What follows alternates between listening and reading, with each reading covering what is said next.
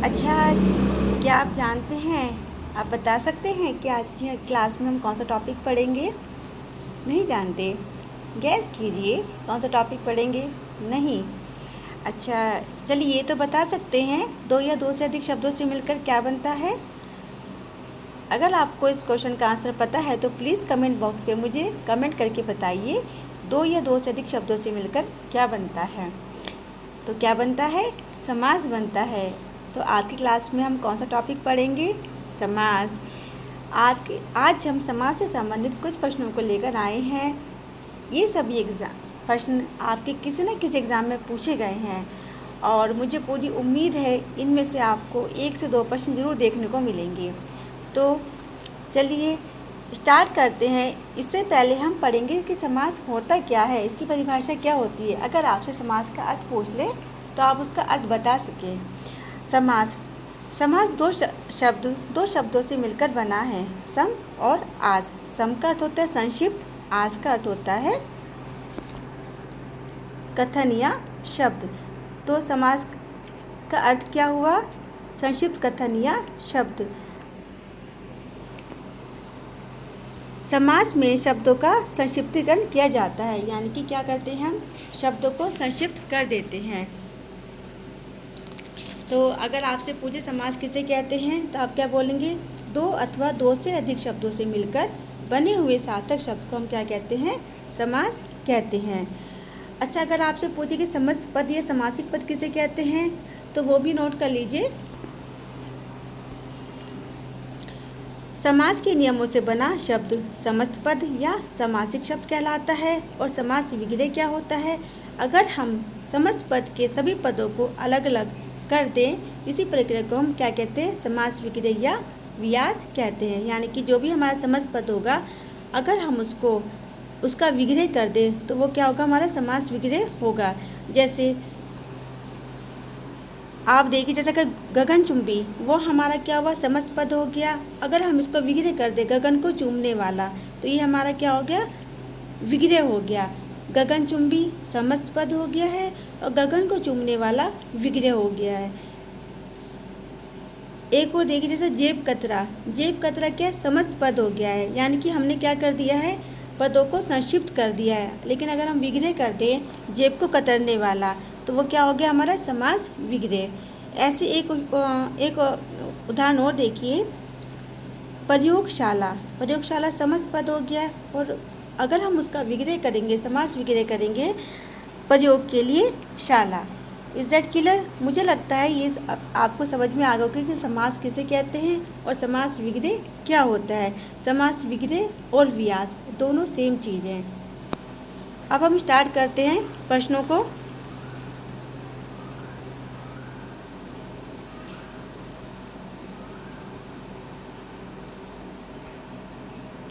पहला प्रश्न है, दो अथवा दो से अधिक शब्दों से मिलकर बने हुए नए सार्थक शब्द को क्या कहते हैं? तो अभी हम डिस्कस कर चुके हैं, क्या कहते हैं? समास कहते हैं। आंसर होगा ऑप्शन बी। अगला क्वेश्चन है, समास का शाब्दिक अर्थ क्या होता है? संक्षेप, विस्तार, विग्रह या विच्छेद? आंसर होगा ऑप्शन ए, संक्षेप। नेक्स्ट क्वेश्चन है, निम्नांकित में कौन सा पद अव्ययभाव समास है? गृहगत, आचार कुशल, प्रतिदिन या कुमारी? आंसर होगा ऑप्शन सी, प्रतिदिन।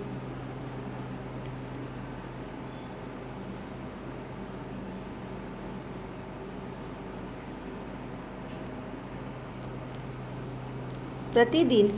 नेक्स्ट क्वेश्चन है, जिस समास में उत्तर पद प्रधान होने के साथ ही पूर्व पद तथा उत्तर पद में विशेषण विशेषण का संबंध भी होता है, उसमें कौन सा समास होता है? बहुब्रीहि समास, कर्मधारय समास, तत्पुरुष समास या द्वंद्व समास? आंसर होगा ऑप्शन बी, कर्मधारय समास। कर्मधारय समास में विशेषण विशेषण का संबंध भी होता है। नेक्स्ट क्वेश्चन है, निम्नलिखित में से कर्मधारय समास किसमें है? चक्रपाणि, चतुर्युगम, नीलोत्पलम या माता पिता? आंसर होगा नीलोत्पलम। नीलोत्पलम में कर्मधारय समास है। चक्रपाणि में आपका बहुब्रीहि समास होगा। चक्रपाणि विष्णु जी के लिए आता है। माता पिता द्वंद्व समास। नेक्स्ट क्वेश्चन है, जिस समास में दोनों पद अप्रधान होते हैं वहाँ पर कौन सा समास होता है? द्वंद्व, द्विगु, तत्पुरुष या बहुब्रीहि समास। जिस समास में दोनों पद अप्रधान होते हैं वहाँ पर बहुब्रीहि समास होता है। बहुब्रीहि समास में तीसरा पद प्रधान होता है। अगला क्वेश्चन है, जितेंद्रिय में कौन सा समास है? द्वंद्व समास, बहुब्रीहि समास।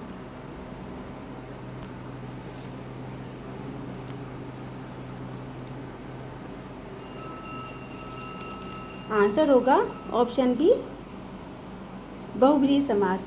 नेक्स्ट क्वेश्चन है, देवासुर में कौन सा समास है? बहुब्रीहि समास, कर्मधारय समास, तत्पुरुष समास या द्वंद्व समास। आंसर होगा ऑप्शन डी, द्वंद्व समास। नेक्स्ट क्वेश्चन है, देशांतर में कौन सा समास है? बहुब्रीहि समास, द्विगु समास, तत्पुरुष समास या कर्मधारय समास।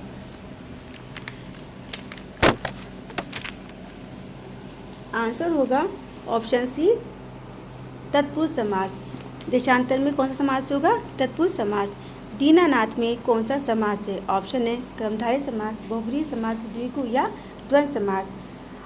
दीनानाथ अकॉर्डिंग टू ऑप्शन इसमें बहुब्रीहि समास है, लेकिन अगर आपका बहुब्रीहि समास ना दिया हो तो इसमें क्या आएगा? आपका संबंध तत्पुरुष समास होगा।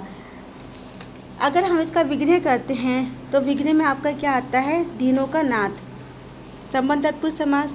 लेकिन अगर इसमें संबंध तत्पुरुष नहीं दिया है तो बहुब्रीहि समास आएगा, क्योंकि दीनानाथ विष्णु जी के लिए भी रूढ़ है, दीनों के नाथ। अगला क्वेश्चन है, मुख दर्शन में कौन सा समास है? ऑप्शन है द्विगु, तत्पुरुष, द्वंद्व या बहुब्रीहि समास। मुख दर्शन में है ऑप्शन बी, तत्पुरुष समास। नेक्स्ट क्वेश्चन है, कौन सा शब्द बहुब्रीहि समास का सही उदाहरण है? निशिदिन, त्रिभुवन, पंचानन या पुरुष सिंह। आंसर होगा ऑप्शन सी, पंचानन। पंच है आनंद किसके? अर्थात कौन? शिव जी। किसके लिए आता है ये? शिव जी। पंचानन आता है, बहुब्रीहि समास है और ये शिव जी के लिए योग रूढ़ शब्द है। नेक्स्ट क्वेश्चन है, निशाचर में कौन सा समास है? अव्यय भाव समास, कर्मधारय समास, नए तत्पुरुष समास या बहुब्रीहि समास। आंसर होगा ऑप्शन डी, बहुब्रीहि समास। चौराहा में कौन सा समास है? ऑप्शन है बहुब्रीहि समास, तत्पुरुष समास, अव्यय भाव समास या द्विगु समास। चौराहा यानी कि चार राहों का समूह। आंसर होगा द्विगु समास। पहला शब्द संख्यावाची, दूसरा शब्द समूहवाची होगा। नेक्स्ट क्वेश्चन है, दशमुख में कौन सा समास है? कर्मधारय समास, बहुब्रीहि समास, तत्पुरुष समास या द्विगु समास। दशमुख में समास होगा बहुब्रीहि समास। दशमुख किसके लिए आता है? रावण के लिए आता है। अगर आपसे तीसरा अर्थ पूछे तो आप उसमें कंफ्यूज ना हो, आपको तीसरा अर्थ भी पता होना चाहिए। अगला क्वेश्चन है, सुपुरुष में कौन सा समास है? तत्पुरुष समास, अव्यय भाव समास, कर्मधारय समास या द्वंद्व समास। आंसर होगा इसमें कर्मधारय समास। सुपुरुष इसमें क्या है? विशेषण और विशेष्य दिया गया है, यहाँ पर क्या होगा आपका? कर्मधारय समास। नेक्स्ट क्वेश्चन है, अव्यय भाव समास का एक उदाहरण यथाशक्ति का सही विग्रह क्या होगा? जैसी शक्ति, जितनी शक्ति, शक्ति के अनुसार, यथा जो शक्ति। आंसर होगा शक्ति के अनुसार, यथाशक्ति, शक्ति के अनुसार, अव्यय भाव समास। अगला क्वेश्चन है, पाप पुण्य में कौन सा समास है? कर्मधारय समास, द्वंद्व समास, तत्पुरुष समास या बहुब्रीहि समास। आंसर होगा ऑप्शन बी, द्वंद्व समास। नेक्स्ट क्वेश्चन, लंबोदर में कौन सा समास है? द्वंद्व, द्विगु, तत्पुरुष या बहुब्रीहि। लंबोदर में समास होगा बहुब्रीहि समास। गणेश जी के लिए आता है, लंबा है उदय जिसका अर्थात कौन? गणेश जी। अगला क्वेश्चन है, देश प्रेम में कौन सा समास है? अव्यय भाव समास, तत्पुरुष समास, द्विगु समास या बहुब्रीहि समास। आंसर होगा ऑप्शन बी, तत्पुरुष समास। देश के लिए प्रेम। नेक्स्ट क्वेश्चन है, परमेश्वर में कौन सा समास है? द्विगु समास, कर्मधारय समास, तत्पुरुष समास या अव्यय भाव समास। परम है जो ईश्वर। 27 का आंसर होगा ऑप्शन बी, कर्मधारय समास। परम है जो ईश्वर, परमेश्वर। नेक्स्ट क्वेश्चन है, अनायास में कौन सा समास है? नए तत्पुरुष समास, द्वंद्व समास, द्विगु समास या अव्यय भाव समास। आंसर होगा ऑप्शन ए, नए तत्पुरुष समास। जहाँ पे अन दिया होगा वहाँ पर आपका नए तत्पुरुष समास होगा। अगला क्वेश्चन है, गौशाला में कौन सा समास है? तत्पुरुष समास, द्वंद्व समास, कर्मधारय समास या द्विगु समास। गौशाला, गौ के लिए शाला। आंसर होगा ऑप्शन ए द्विगु आंसर होगा ऑप्शन ए तत्पुरुष समास। गौशाला में कौन सा समास है? तत्पुरुष समास। नेक्स्ट क्वेश्चन है नवग्रह में कौन सा समास है? द्विगु, तत्पुरुष, द्वंद्व या कर्मधारय। आंसर होगा द्विगु समास। पहला शब्द संख्यावाची है, दूसरा समूहवाची। आंसर होगा द्विगु समास। अगला क्वेश्चन है विद्यार्थी में कौन सा समास है? ऑप्शन है तत्पुरुष समास, कर्मधारय समास, बहुब्रीहि समास या द्विगु समास। आंसर होगा ऑप्शन है तत्पुरुष समास। विद्यार्थी में तत्पुरुष समास। अगला क्वेश्चन है कन्यादान में कौन सा समास है? बहुब्रीहि समास, तत्पुरुष समास, द्विगु समास या कर्मधारय समास। आंसर होगा कन्या के लिए कन्या का दान, तत्पुरुष समास। कन्या का दान तत्पुरुष समास। अगला क्वेश्चन है सात पात में कौन सा समास है? अव्ययभाव समास, द्विगु समास, कर्मधारय समास या द्वंद्व समास। आंसर होगा द्वंद्व समास। सात पात, साग और पात, द्वंद्व समास। अगला क्वेश्चन है नीलकमल में कौन सा समास है? बहुब्रीहि समास, तत्पुरुष समास, कर्मधारय समास या द्विगु समास। नीलकमल, नीला है जो कमल। आंसर होगा कर्मधारय समास। नीलकमल कर्मधारय समास। यहाँ पर विशेषण विशेष्य है, कमल की विशेषता बताई जा रही है। तो नीला कमल, कमल क्या विशेष्य है और नील क्या है? विशेषण है। तो विशेषण विशेष्य का संबंध हो गया है। तो यहाँ पर कौन सा समास है? कर्मधारय समास होगा। अगला क्वेश्चन है चतुर्भुज में कौन सा समास है? द्वंद्व समास, बहुब्रीहि समास, तत्पुरुष समास या कर्मधारय समास। आंसर होगा चतुर्भुज बहुब्रीहि समास। आंसर होगा चतुर्भुज में बहुब्रीहि समास। चतुर्भुज किसके लिए आता है? विष्णु जी के लिए आते हैं। चार भुजाएं हैं जिनकी। कौन? विष्णु जी।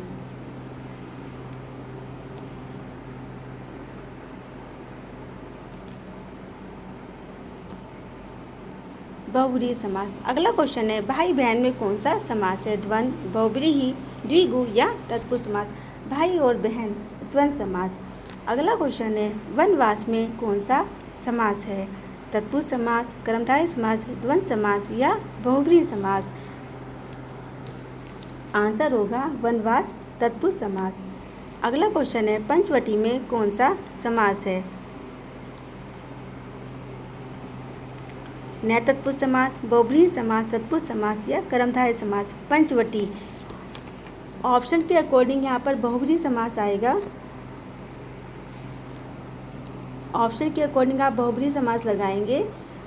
और अगर यहाँ पर बहुब्रीहि समास नहीं है, द्विगु समास दिया गया है, तो आंसर में वही लगाएंगे। क्योंकि पंचवटी में पंचवटों का समूह, पंचवटी में आपका द्विगु समास है लेकिन ऑप्शन में नहीं है तो बहुब्रीहि समास लगाएंगे। ठीक है।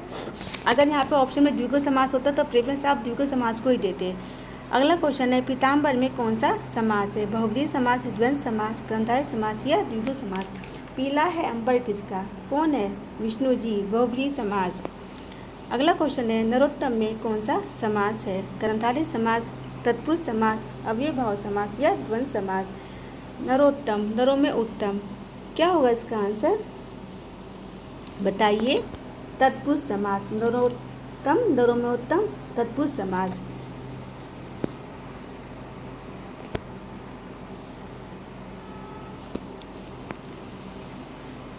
नेक्स्ट क्वेश्चन है 41 क्वेश्चन है आजन्म शब्द का उदाहरण है? अव्ययभाव समास, तत्पुरुष समास, द्वंद्व समास या द्विगु समास। आंसर होगा ऑप्शन ए अव्ययभाव समास।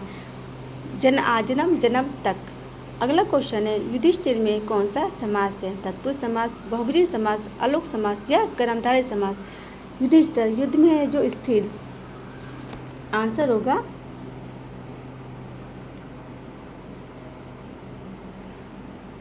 बहुब्रीहि समास, युद्ध में जो स्थिर रहने वाला।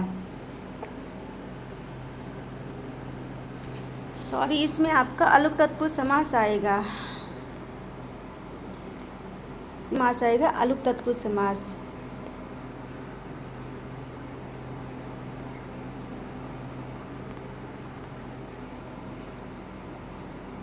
नेक्स्ट क्वेश्चन है गगनचुंबी में कौन सा समास है? बहुब्रीहि समास, अव्ययभाव समास, तत्पुरुष समास या कर्मधारय समास। गगनचुंबी, गगन को चूमने वाला। आंसर होगा ऑप्शन सी तत्पुरुष समास। अगला क्वेश्चन है धक्का मुक्की में कौन सा समास है? कर्मधारय समास, द्विगु समास, द्वंद्व समास या तत्पुरुष समास? धक्का मुक्की द्वंद्व समास, धक्का मुक्की द्वंद्व समास। त्रिफला में कौन सा समास है? अव्ययभाव समास, द्वंद्व समास। ये ऑप्शन कट गए हैं इसमें। त्रिफला में कौन सा समास है? अव्ययभाव समास, द्वंद्व समास, द्विगु समास या कर्मधारय समास? त्रिफला में आपका होगा द्विगु समास। त्रिफला में कौन समास होगा? द्विगु समास। अगला क्वेश्चन है तन मन धन में कौन सा समास है? अव्ययभाव समास, कर्मधारय समास, द्विगु समास या द्वंद्व समास? तन मन धन, आंसर होगा ऑप्शन डी, द्वंद्व समास। तन मन धन में द्वंद्व समास। अगला क्वेश्चन है चक्रपाणी में कौन सा समास है? अव्ययभाव समास, बहुव्रीहि समास, कर्मधारय समास या तत्पुरुष समास? चक्रपाणी, चक्र है पाणी यानी कि हाथों में, पानी का अर्थ क्या होता है? हाथ। चक्र है हाथों में जिसके, कौन? विष्णु जी, बहुव्रीहि समास। अगला क्वेश्चन है पाप पुण्य में कौन सा समास है? द्विगु समास, द्वंद्व समास, तत्पुरुष समास या कर्मधारय समास? आंसर होगा पाप पुण्य द्वंद्व समास। अगला क्वेश्चन है पंचवटी में कौन सा समास है? देखो फिर से आ गया नए वाला क्वेश्चन। तो पंचवटी में समास कौन सा बताएंगे आप? द्विगु समास। यहाँ पर देखिए बहुव्रीहि समास नहीं दिया गया है, यहाँ पर क्या दिया गया आपका? द्विगु समास। अगला क्वेश्चन है मृगनयनी में कौन सा समास है? अव्ययभाव समास, तत्पुरुष समास, कर्मधारय समास या बहुव्रीहि समास? मृगनयनी, जिसके नेत्र कैसे हो? मृग के समान हो। आंसर होगा कर्मधारय समास, ऑप्शन सी, कर्मधारय समास। यहाँ पे जो नैनो की विशेषता किसके समान बताई गई है? मृग के समान बताई गई है, यानी कि विशेषण और विशेष्य का संबंध बताया गया है। तो यहाँ पर कौन सा समास होगा? कर्मधारय समास होगा। आज की क्लास में इतना ही। अगर आपको मेरी क्लास में कोई भी डाउट हो, कुछ भी आपकी क्वेरी हो, तो प्लीज़ आप कमेंट बॉक्स में कमेंट कर सकते हैं। मैं पूरी कोशिश करूँगी आपकी प्रॉब्लम को दूर करने की, आपके डाउट को दूर करने की। और आज की क्लास में इतना ही। अगर मेरी क्लास आपको अच्छी लगी है और आपको लगता है कि मेरी क्लास से आपको बेनिफिट हो रहा है, तो प्लीज़ क्लास को सब्सक्राइब, लाइक और शेयर कीजिए और मेरे चैनल को सब्सक्राइब कीजिए। बाकी कल मिलते हैं। Thank you.